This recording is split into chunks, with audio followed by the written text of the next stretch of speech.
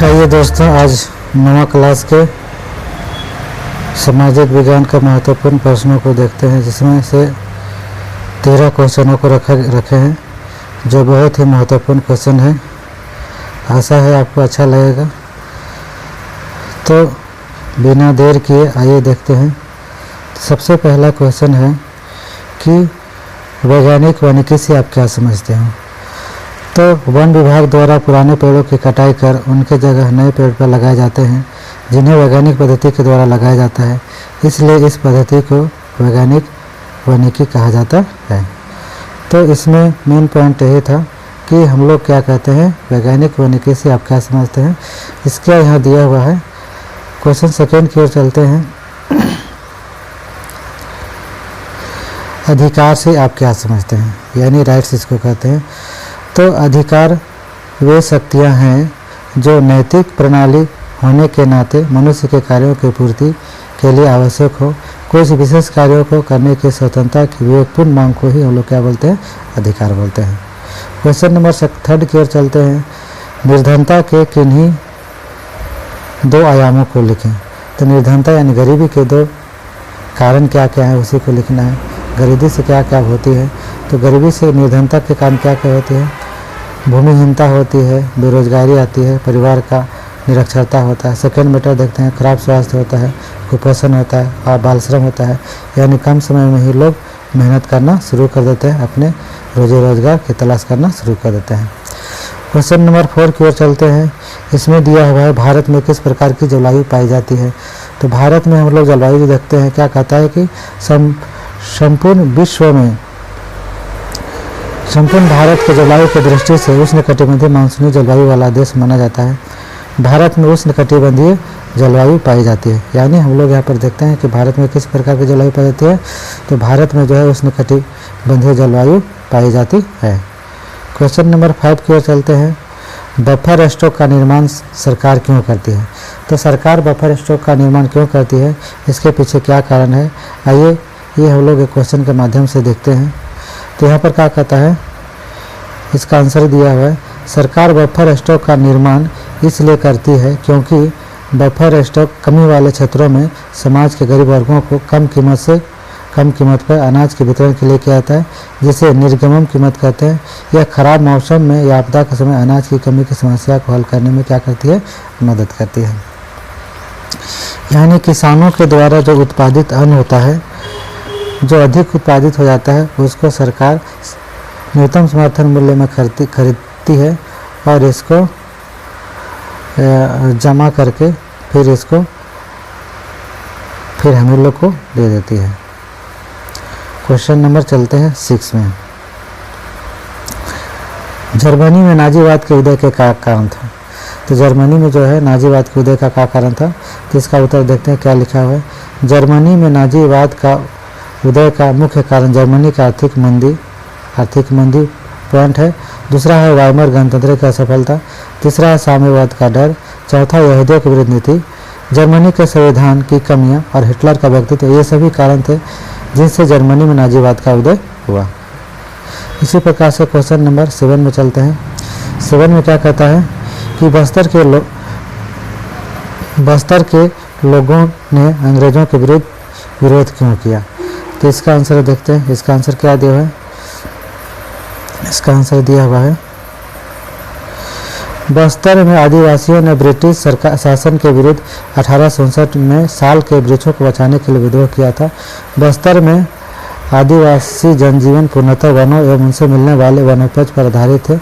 One और आदिवासियों का टूट गठबंधन हजारों साल पुराना है। जब अंग्रेजों ने वनों को आरक्षित क्षेत्र घोषित कर दिया तो बस्तर के निवासियों के लिए जीना हराम हो गया। अब वनों से लकड़ियां नहीं काट सकते थे, वे अनेक वन उत्पादों से वंचित हो गए थे जिन्हें बेचकर अपना जीवन निर्वाह कर लेते थे। इन्हीं कारणों से लोगों को अंग्रेजों के विरुद्ध विद्रोह करना पड़ा। तो विद्रोह करने का पर्पस यही था, विद्रोह करने का कारण यही था क्योंकि लोग वन से ही जीवन गुजर बसर कर रहे थे और वनों से लोगों को हटा दिया गया था। क्वेश्चन नंबर 8 की ओर चलते हैं। भारत में निर्धनता का आकलन किस प्रकार किया जाता है? यानी भारत में निर्धनता का आकलन किस प्रकार से किया जाता है, यानी गरीबी का आकलन किस प्रकार किया जाता है? तो इसका आंसर की ओर चलते हैं हम लोग। यहाँ पे क्या दिया हुआ है, भारत में निर्धनता आकलन करने के लिए आय उपभोग स्तरों पर आधारित एक समान पद्धति का प्रयोग किया जाता है। भारत में गरीबी रेखा का निर्धारण करते समय जीवन निर्वाह हेतु आवश्यक कपड़ों, जूतों, ईंधनों और प्रकाश, शैक्षिक एवं चिकित्सा संबंधी आवश्यकताओं को प्रमुख माना जाता है। तो इन्हीं के आधार पर गरीबी का निर्धारण किया जाता है या निर्धनता का आकलन किया जाता है। क्वेश्चन नंबर 9 की ओर चलते हैं। क्वेश्चन नंबर 9 में क्या दिया हुआ है? इसमें दिया हुआ है भारतीय खाद्य निगम किसानों से अनाज कैसे खरीदती है। तो भारतीय खाद्य निगम जो है, जिसको हम लोग इंग्लिश में क्या बोलते हैं, FCI बोलते हैं, तो ये किस तरीके से कार्य करती है इसके विषय में देखते हैं। इसके विषय में यहाँ पर आंसर में लिखा हुआ है, भारतीय खाद्य निगम मुनाफा कमाने के उद्देश्य से नहीं स्थापित किया गया है। भारतीय खाद्य निगम को सब्सिडी के रूप में धन केंद्र सरकार द्वारा प्राप्त होता है। भारतीय खाद्य निगम किसानों से न्यूनतम समर्थन मूल्य पर किसानों से धन की खरीद करता है, उनका भंडारण और खाद्य सुरक्षा योजना के अंतर्गत निर्गमन करता है। इसी तरह से क्वेश्चन नंबर 10 की ओर चलते हैं। भारत के जलवायु को प्रभावित करने वाले कौन कौन से कारक हैं? तो भारत के जलवायु को प्रभावित करने वाले कौन कौन से कारक हैं? तो इसका उत्तर यहाँ पर लिखा हुआ है, भारत का जलवायु को प्रभावित करने वाले कारक निम्नलिखित हैं। पहला है अक्षांश, दूसरा है ऊंचाई, तीसरा है वायुदाब, चौथा है समुद्र से दूरी, पांचवा है महासागरीय धाराएं और छठा है ऊंचावाच के लक्षण। इसी तरह से क्वेश्चन नंबर 11 की ओर चलते हैं। क्या कहता है, निर्धनता को दूर करने के लिए सरकार द्वारा किए गए किन्हीं निर्धनता कार्यक्रमों का वर्णन करें। तो यहाँ पर क्या कहता है कि सरकार को निर्धनता को मतलब दूर करने के लिए सरकार द्वारा शुरू किए गए किन्हीं 3 कार्यक्रमों को बताना है, जिसमें से हम यहाँ पर लिखें, क्योंकि ये 5 नंबर का है इसलिए 5 पॉइंट में लिखेंगे। तो यहाँ पर लिखा गया है कि निर्धनता को दूर करने के लिए सरकार द्वारा उठाए गए निम्नलिखित कदम है। पहला है विकास की गति को तेज करना, दूसरा है आय एवं धन के वितरण के संबंधों को कम किया जाए, तीसरा है जनसंख्या वृद्धि को नियंत्रित किया जाए, इसी तरह से चौथा है कृषि उत्पादक को बढ़ाने के लिए हर संभव प्रयास किया जाए, पांचवा ऑप्शन है, पांचवा मतलब पॉइंट है कीमत स्थिरता के लिए उत्पादन एवं वितरण व्यवस्था में सुधार किया जाए। क्वेश्चन नंबर चलते हैं 12 की ओर। भारत में चुनाव आयोग की भूमिका का वर्णन कीजिए। तो भारत में चुनाव आयोग क्या क्या करती है उसी के बारे में यहाँ पे हमें लिखना है। तो इसका आंसर की ओर चलते हैं। इसका आंसर दिया हुआ है, भारत में चुनाव आयोग के महत्वपूर्ण भूमिका इस प्रकार है। चुनाव आयोग एक संवैधानिक संस्था है जिसके द्वारा देश भर में होने वाले प्रमुख चुनाव निष्पक्ष देखरेख की जाती है। इसकी स्थापना कब की गई थी?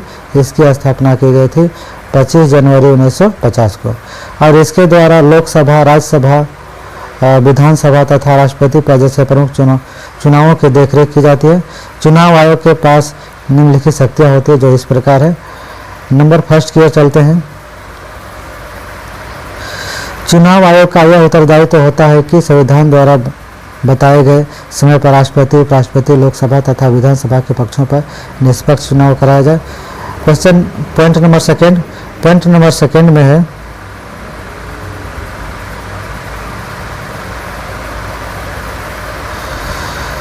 चुनाव के पूर्व निर्वाचक नामावली तैयार करना तथा उसमें संशोधन करना, यानी किसी प्रकार की त्रुटि हो तो उसका संशोधन करना है। पॉइंट नंबर 3 की ओर चलते हैं।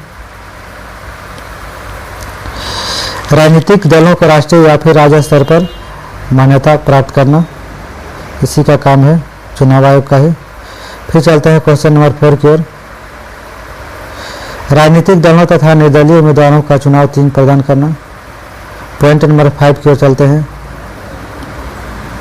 संसद विधायक की अयोग्यता पर राष्ट्रपति राज्यपाल को सुझाव देना। पॉइंट नंबर 6 में चलते हैं। आप 5 को ही लिख सकते हैं लेकिन यहाँ पर 6 पॉइंट बनाया गया है। चुनावी व्यवस्था की देखरेख एवं चुनाव परिणाम घोषित करना, ये चुनाव आयोग का ही महत्वपूर्ण कार्य है। क्वेश्चन नंबर 13 में चलते हैं, जो लास्ट क्वेश्चन है। ये 5 क्वेश्चन ही हम सेट किए हुए हैं। तो कहता है कि भारत में वर्षा ऋतु की विशेषताओं का वर्णन कीजिए। तो यहाँ पर देखते हैं कि इसका आंसर कैसे कैसे दिया हुआ है। वर्षा ऋतु भारत के 4 ऋतुओं में से एक है। भारत में सामान्यतः ये क्या होता है, 15 जून से 15 सितंबर तक वर्षा की ऋतु होती है, जिसकी विशेषताएं इस प्रकार है, जिसे हम पॉइंट बाय पढ़ते हैं। पहला पॉइंट है, मरुस्थल क्षेत्रों को छोड़कर से सभी स्थानों में पर्याप्त मात्रा मानसूनी वर्षा होती है। नंबर 2, इस ऋतु के आरंभ में पश्चिमी घाटों की पवन अभिमुख ढाल वाले भारी वर्षा प्राप्त करती है। पॉइंट 3, देश के उत्तरी पूर्वी भागों में सबसे अधिक वर्षा होती है। और पॉइंट आते हैं 4, दक्कन पठार और मध्य प्रदेश के कुछ भागों में भी अल्प मात्रा में वर्षा होती है। पॉइंट नंबर 5 की ओर चलते हैं। पॉइंट नंबर 5 में है, उत्तरी मैदानों के पूर्वी मानसूनी का बनना यहाँ अक्टूबर नवंबर मास में भारी मात्रा में वर्षा का कारण है, जबकि इस दौरान सामान्यतः शीतकालीन शुष्क मौसम की दशाएं बनती है। तो इस तरह से क्वेश्चन सेट किया हुआ है। 13 क्वेश्चन है जो ये